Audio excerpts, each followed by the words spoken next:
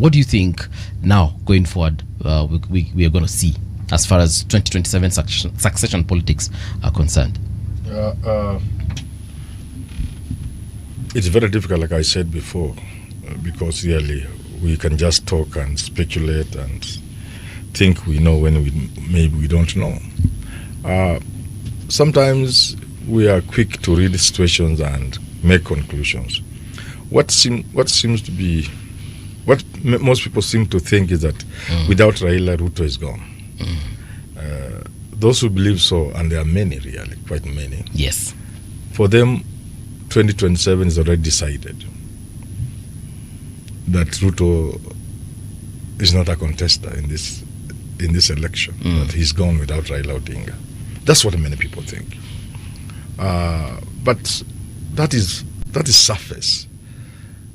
You see, Ruto is a shrewd politician.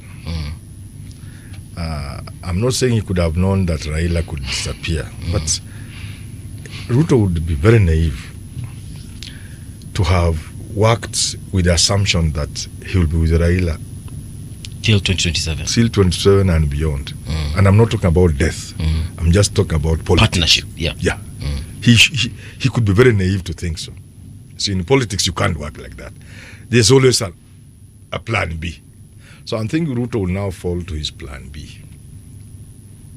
If Raila had deserted him, how could he have played this game?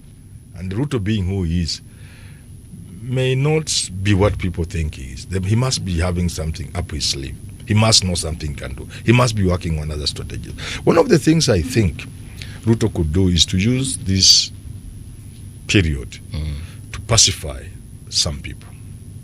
You know? Push them into saying, okay, this journey was started by a man you all love, Raila Odinga. ODM people is your party leader. All of you love Raila Odinga. Why can't we finish the journey he had started? You know, that can work. We are human beings. And people want to behave as if we are not human beings. Somebody approaching you from that direction can easily win you over. And I will not be surprised if Ruto now comes up with what he will call a really government of national unity in honor of Raila Odinga. And people will find it very difficult. For example, if ODM is going to meet, because they must meet and talk about the way forward without Raila Odinga, perhaps look for an acting or so party leader, perhaps give it to James Orengo or somebody like that. And now they say, what do we deal with? How do we deal with the issue of the broad-based government?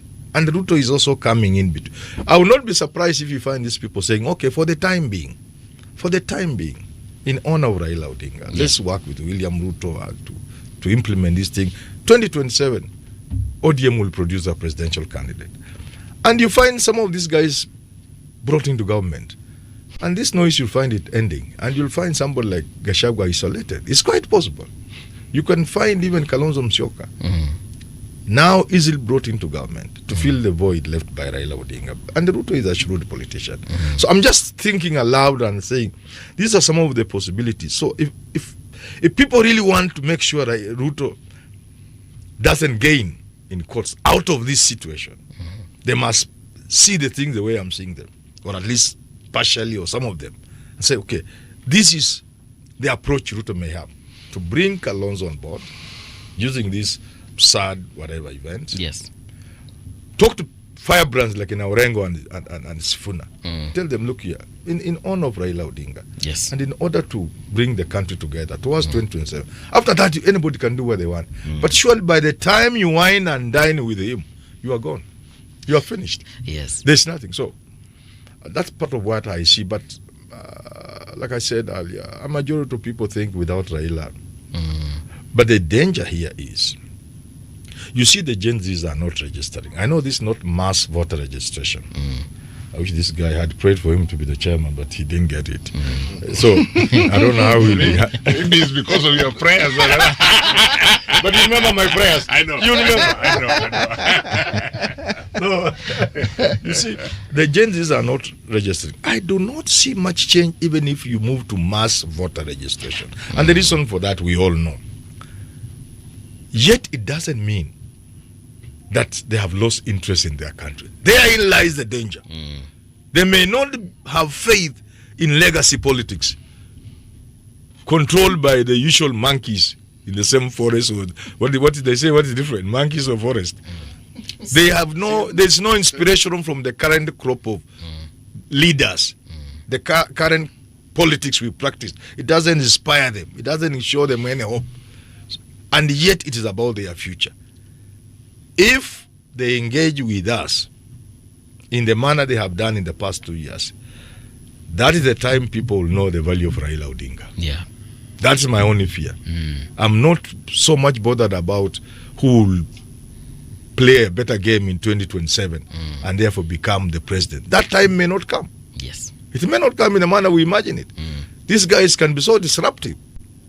And the absence of Raila will soon become clear. Yes. Yeah. If these sort of things were to happen, the sort of things the Gen Zs were doing, that's the time this country will now begin to say, where is Raila Odinga? By the way, I'm not saying supporting Ruto was a good thing.